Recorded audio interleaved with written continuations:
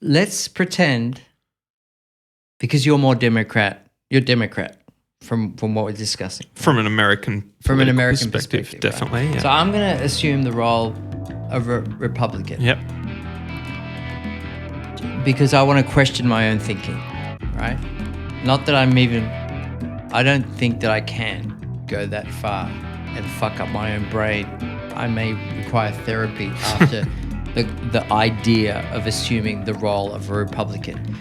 But let's have a conversation and I'm only basing this on what I believe to be Republican. Yeah, well, I mean, I'm only repeating we what are kind of coming Republicans- from a layman's So observational just to- point of view, aren't we? Because sometimes you have to pull things apart and to understand what the fuck are we going to do.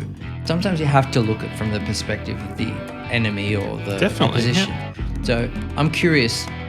So I'm Republican. You're Democrat. Yep.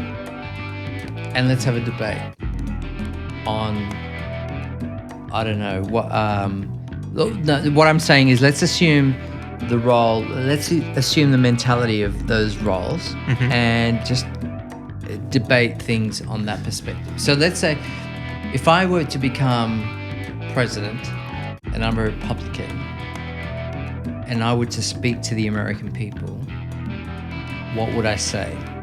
Fuck. Wow. My brain is saying, please don't do that to me, because I'm going to shut down and I'm going to give you an epileptic fit. You would push fit. what Trump's pushing, but you'd probably do it in a more coherent manner. But even if I were, yeah, that's true. Because, I mean, he knows his audience, and he's pushing to his audience these things like Second Amendment rights and, pro-life and all of that kind of stuff. These are all core right-wing beliefs, and that's what he's pushing, but he just does it in such a ham-fisted, horrible way that makes him look like he is a tyrant, but it makes him look even more tyrannical than what he is. Yeah, I read there's a psychiatric or a psychological explanation as to why they find him appealing. And there's a dangerous component involved. It's not a matter of charisma. It's not what he says. Is that it's the simplicity of it.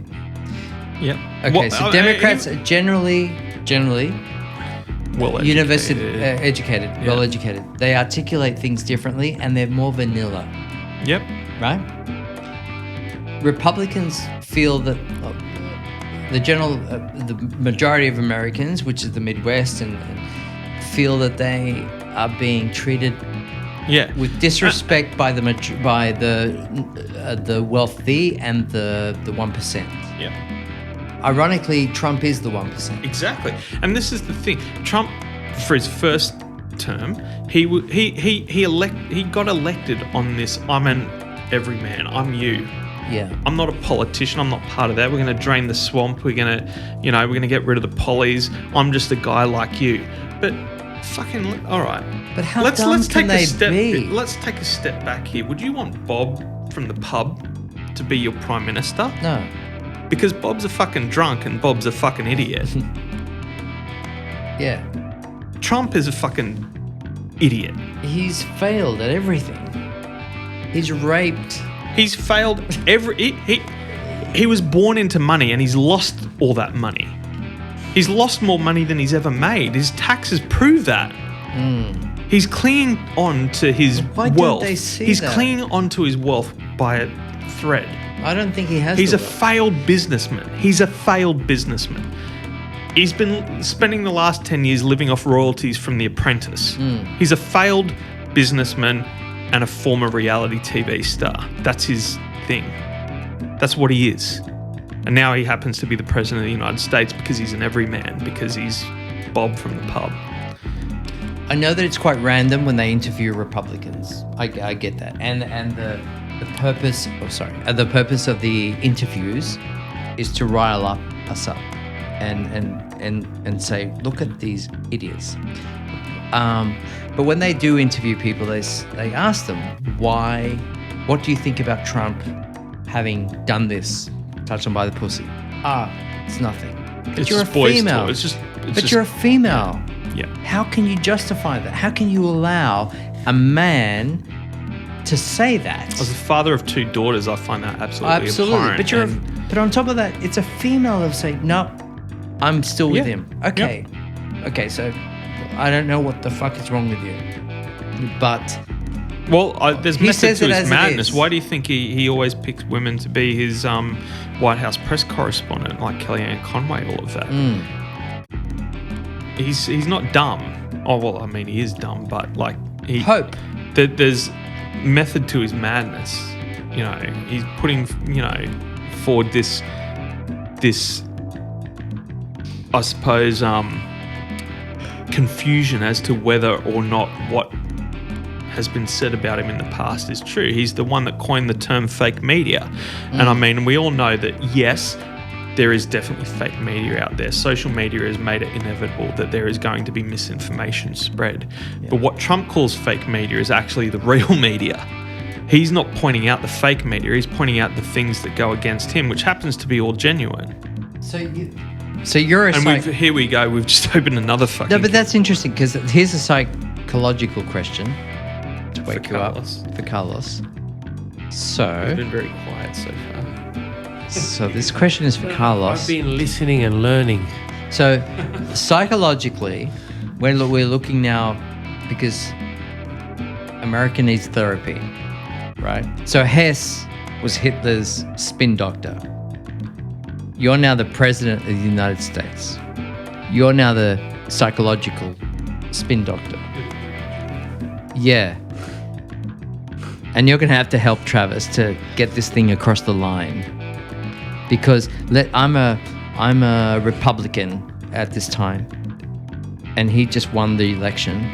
You're going to have to convince me to come on board. What would you guys do collectively to convince me? What would you do? What do you do? We're so lost, and it's such a... I can't believe that we're in a situation where this is a real conversation. I don't think that question is answerable from where we sit. We don't have a team. We don't have a team of political analysts. We're just 3 guys in a room talking shit. Yeah, but we represent... With opinions, absolutely. We have opinions and all of that, but we haven't sat here. We haven't come up with a game plan to fix these things, and they have, So I don't think that we can really be expected to sit here and go, this is how I would fix it. I have a couple of... We're more than capable of pointing out the problems. Yeah. But never have I ever claimed to have the solution to those problems. So I've got a couple of friends that don't do it now. They're retired, but they used to be the game planners in politics. Yep. And they used to brainstorm and sit there and analyze to the death. On top of that, there'd be a very big team of people, including psychiatrists and lawyers and all the rest of it, just sitting together and thinking, how are we going to deal with or respond to any situation? The beauty from having seen that is that Australia will take it very cautiously. I think our Prime Minister, Scott Morrison, would be advised, has been advised, just write it out, don't do a thing. Don't go to Hawaii. Don't agree. Don't agree to anything until we find out who the next president is. And let's cross our fingers that it's not this maniac. Absolutely. And after that, we go into bridge building again. Politics is hard. It's fickle. I've got a very close friend who spent 8 years, I think, as a councillor in the Blue Mountains. She was elected to council in the Blue Mountains. And so where I come from, a town in the Blue Mountains called Springwood,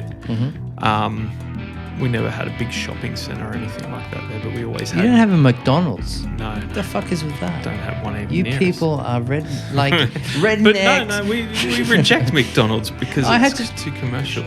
No, but what we had was massive civic centre, library, all of that kind of thing. It was good. It was great. It still is. But what happened was council came and said, this needs to be refurbished. It's out of date. We want to put more money into this. We got a few different plans. And so my friend, who was the councillor, spent a lot of time working on this, coming up with this incredible plan where they would essentially allow Woolworths to invest in the town to the tune of $30 million. And they would allow Woolworths to take ownership of a portion of that land and build a Woolworths shopping centre and all of that there. But in return, they would have to build a new civic centre, a new library and all of this. And it would all be funded by Woolworths. The shit fight. She got spat on in a shopping centre. Oh, wow. Because how dare you bring someone like Woolworths into our town? Wow. And she never once thought that would be the reaction. So she got voted down. Never happened. What they ended up doing was spending $10 million in taxpayers' money to redo the civic centre and the library. And this was 15 years ago, or 10 years ago. And guess who's about to build a big shopping centre in Springwood now? Woolworths. So we've paid $10 million of our own money to build our own civic centre, and the very beast that we never wanted to come in are legally walking through the door and going, there's nothing you can do to stop us. There's an irony because... And that's... But my point of bringing that up is that's the complexity of politics. Oh, yeah. You can do something you think, this is a brilliant plan. No one can possibly disagree with this because it's logical, it makes sense. There's always going to be someone who disagrees. There's a with thing you. called, they call it a political year, which is actually a 1 week, right? So if you're in politics for a political year, it's only the space of 7 days. And that is because of what you just said. Yeah. Everything is so unpredictable. Yeah. That anything can change within a space of 7 days. Yeah. And that is why they constantly have to be on their toes. A political year is a very long, it implies a long time because so much work goes into just sustaining whatever it is that you're trying to run. The effort, the energy, the money, the time, just to keep things running for a week feels like a year. And sometimes there are so many projects going on at the same time that they can be abolished and it costs a ton of money, time, effort, just get rid of it. Just like you said, there's a change yearly path. budget. We got to change path. And that's why it costs so much money to run an economy, run a company, a nation. Yeah. In this year alone, in the United States, I think they have operated for 1 million years of political years. They've just chopped and changed, and it's just I was online the other night, and 3 things happened in a space of 2 hours that were not just little things. They were huge. Trump going into hospital, Trump releasing himself from hospital, Trump going for a drive-by, Trump going back in, Trump going back to the White House, all within a space of nothing. I think if you it messes wrote with people. a novel in 2018 called 2020, and if you're a time traveler, if in 2021 you went back to 2018 and go, I'm going to write a novel chronicling what happened in 2020, They wouldn't believe you. and sell it, everyone would be like, this is absurd. It's not going to happen. What are you talking about? Murder hornets? What? Yeah. Like, it starts with bushfires. It ends with bushfires at this point. Yeah. Like, This is the word. I'm 40 something. I look 55, but this year has been the most horrendous.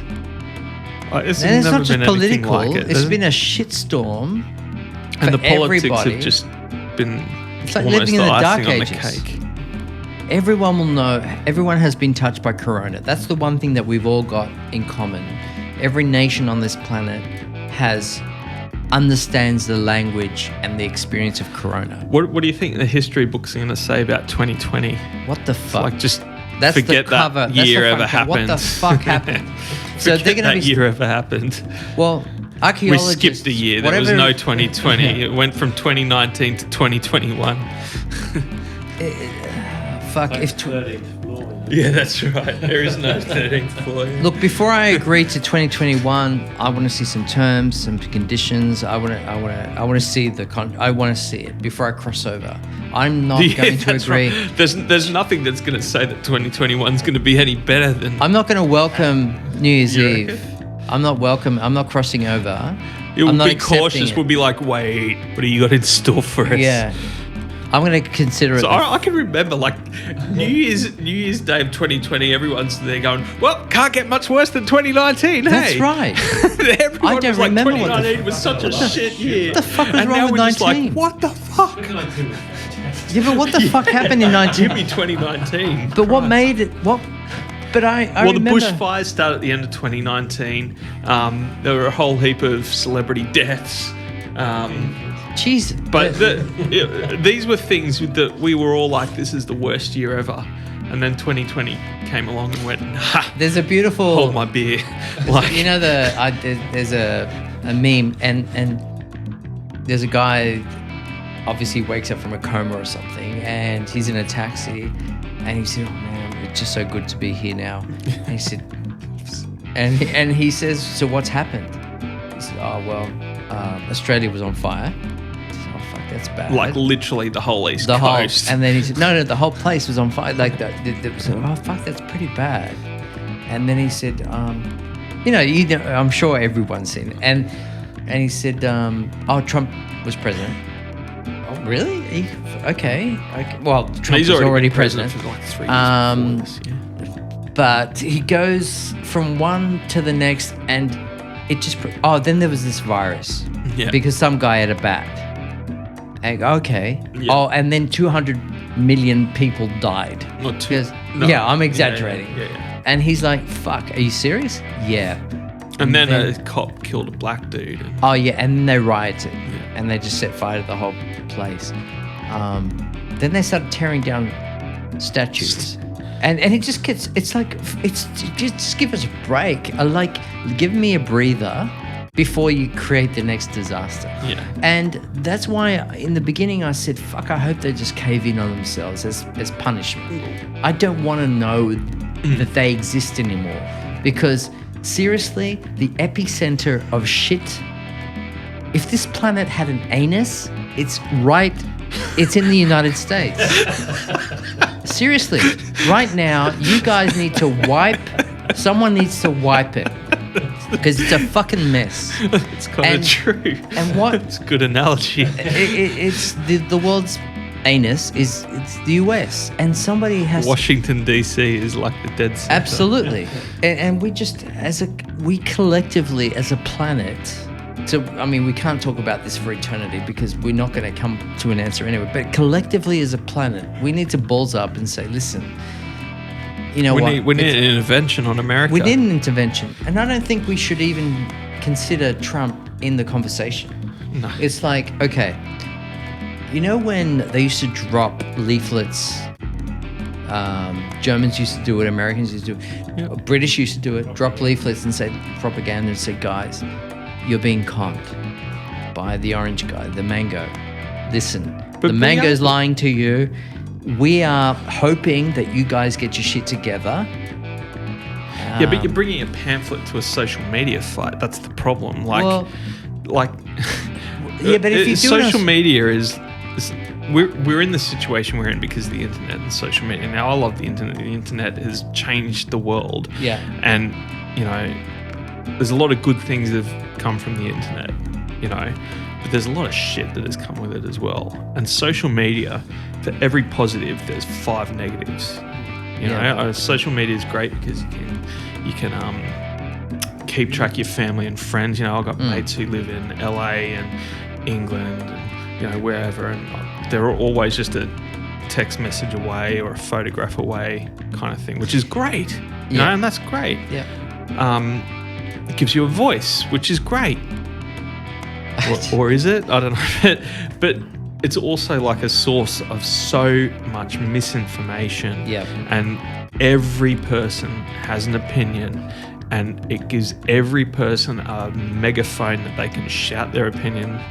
That's exactly. It's quite hypocritical because it's exactly what we're doing now with a podcast. You know, the internet has allowed us this ability we're to create trying a to- podcast and distribute it to the world. We're trying to decipher the world in which we live Hmm. to create some kind of logic. And it's therapeutic.